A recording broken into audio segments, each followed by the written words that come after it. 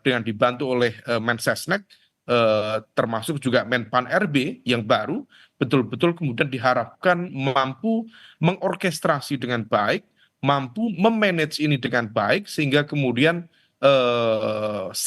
proses settlement dalam fase transisi pemerintahan baru bisa segera dilakukan. Nah, oleh karena itu, ini yang kemudian perlu menjadi tantangan ke depan, termasuk juga dalam konteks anggaran. Bagaimanapun juga APBN kita sedang kurang baik-baik saja, sehingga kemudian dalam konteks optimalisasi anggaran, pesan dari Presiden terpilih betul-betul untuk menjaga APBN kita jangan sampai terjadi kebocoran-kebocoran yang luar biasa.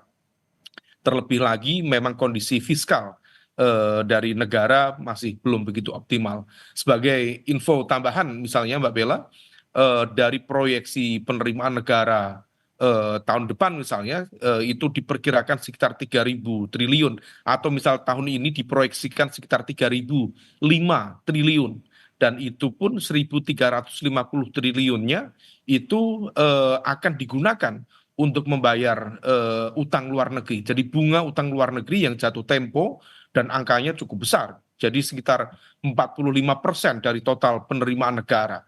Belum lagi nanti kemudian dibutuhkan untuk transfer ke daerah sekitar 26%, dan sisanya nanti baru kemudian dioptimalkan oleh pemerintahan pusat untuk melakukan percepatan-percepatan pembangunan dalam konteks yang prioritas strategis. Nah, oleh karena itu memang struktur baru diharapkan bisa lebih efektif, tidak kemudian membebani keuangan negara. Dalam konteks ini adalah bagaimana kemudian serapan-serapan itu bisa memberikan impact yang jauh lebih powerful, lebih impactful terhadap kesejahteraan rakyat, terhadap penataan tata kelola pemerintahan, termasuk juga yang endingnya adalah meningkatkan kualitas kesejahteraan masyarakat kita dan juga menumbuhkan pilar-pilar perekonomian negara. Nah, kalau misal kemudian itu bisa dilakukan, maka itu akan menjadi indikasi yang positif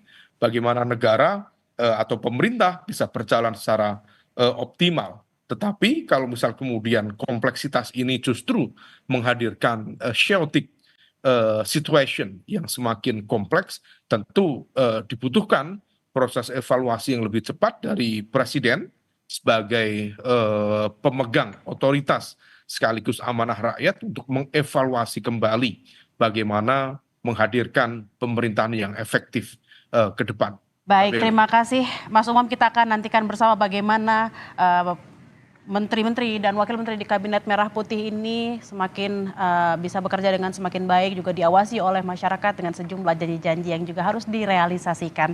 Terima kasih Ahmad Khairul Umam, pengamat politik yang juga Direktur Eksekutif Indo Strategik. Dan saudara, demikian breaking news Kompas TV terkait